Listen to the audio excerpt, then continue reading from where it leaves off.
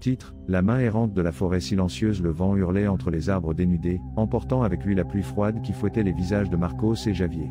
L'après-midi s'est éteint d'un gris plombé, présageant une nuit longue et sombre au cœur de la forêt. Tu es sûr que c'est par ici, Marcos ? Demanda Javier, la voix tremblante. L'eau s'infiltrait par le col de sa veste, le trempant jusqu'aux os. Absolument. Mon grand-père disait toujours que le ruisseau du Saule pleureur menait à la cascade cachée. Je ne l'ai jamais trouvé, mais aujourd'hui, c'est le jour, répondit Marcos, avec une détermination qu'il ne ressentait pas tout à fait.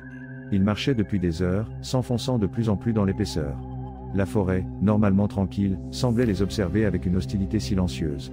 Les arbres, avec leurs branches tordues, ressemblaient à des griffes squelettiques essayant de les attraper. L'air sentait la terre humide et quelque chose d'autre, quelque chose de putride et d'inconnu qui hérissait la peau. Soudain, Javier s'arrêta net, saisissant le bras de Marcos avec force. « Qu'est-ce que c'est » murmura-t-il, en pointant vers le sol. Entre les racines d'un vieux chêne, la terre se remuait. Ce n'était pas un animal, ni l'action du vent. La terre se soulevait et descendait avec un rythme lent et délibéré, comme si quelque chose luttait pour sortir. Marcos s'approcha avec prudence, sentant un frisson lui parcourir la colonne vertébrale. À chaque pas, le mouvement devenait plus évident. La terre se fissura et, avec un craquement horrible, une main émergea de l'obscurité. C'était une main humaine, mais distordue et grotesque. La peau, d'une couleur cendrée maladive, était couverte de terre et de mousse. Les doigts, longs et osseux, se tordaient comme des vers. Les ongles, jaunâtres et cassants, ressemblaient à des griffes acérées. Mais qu'est-ce que c'est que ça ? Balbutia Marcos, sentant le sang se glacer dans ses veines. La main bougea, tâtonnant le sol comme si elle cherchait quelque chose. Elle se traîna entre les racines, écartant les feuilles tombées avec une force surprenante. « Cours !» cria Javier, pris de panique. Tous deux se mirent à courir, trébuchant sur les racines et les pierres cachées sous l'épaisse couche de feuilles. La pluie les frappait avec fureur, les aveuglant et rendant leur fuite difficile. Ils regardèrent en arrière, terrifiés. La main les suivait.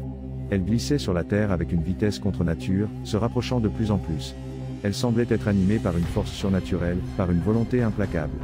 Ils coururent et coururent, mais la main ne s'arrêtait pas. Les arbres murmuraient autour d'eux, comme s'ils se moquaient de leur désespoir. La forêt, qui était autrefois un lieu de beauté et de mystère, était devenue un cauchemar sans fin. Soudain, Javier trébucha et tomba au sol, se cognant la tête contre une roche.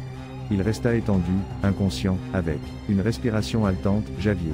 cria Marcos, s'arrêtant près de son ami. La main approchait. Marcos savait qu'il ne pouvait pas échapper. Il le prit dans ses bras et essaya de le soulever, mais il était trop lourd.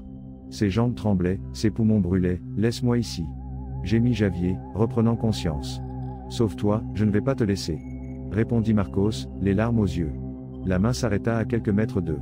Elle resta immobile, comme si elle les étudiait. Marcos put voir, dans la paume de la main, une cicatrice profonde et tordue, comme si elle avait été amputée d'un corps vivant.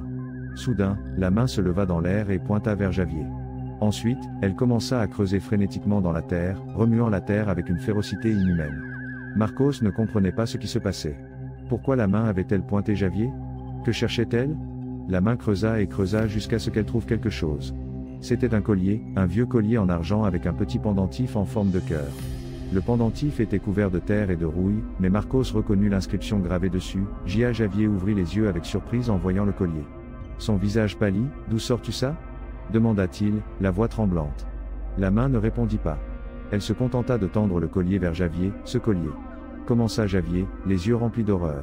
« Ce collier appartenait à ma sœur. Elle a disparu il y a 20 ans dans cette forêt.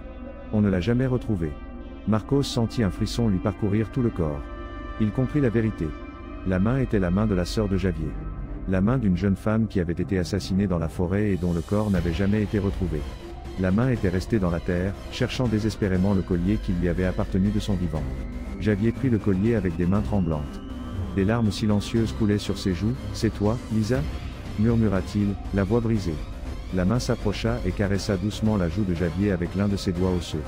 Puis, avec un dernier mouvement lent et délibéré, elle disparut dans la terre, ne laissant derrière elle qu'un petit monticule de terre remuée. Marcos et Javier restèrent là, en silence, sous la pluie torrentielle. La forêt, qui n'était plus menaçante, semblait porter le deuil de la jeune femme qui avait perdu la vie en son sein. Ils ne furent plus jamais les mêmes.